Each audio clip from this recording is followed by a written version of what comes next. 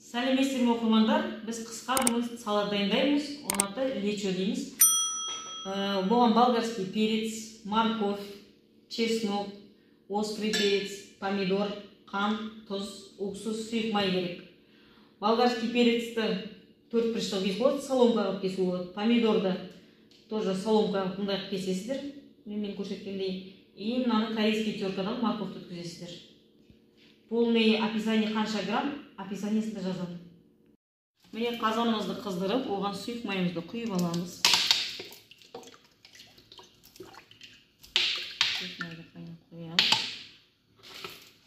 Осы майымыз қызыды, енді болгар бұрышын саламыз. Қыздырылған майымызға болгар бұрышын салдық. Енді осыны біраз қорғаннан кейін ары қарай сала береміз. Морковь, помидорларын. Болгарский перецті 7-8 минут қайнатып алдық. Қорып, енді морковь саламыз.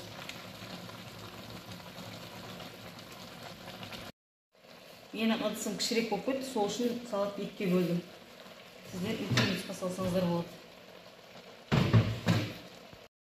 Жаңа болгар перец пен морковьті қордым. Енді соған острый перец. 2 кастрюльге бөліп істеп жатырмын. Чеснок. Осының бәрін араластырамыз. Қазір қант, тұз, уксус қосамыз.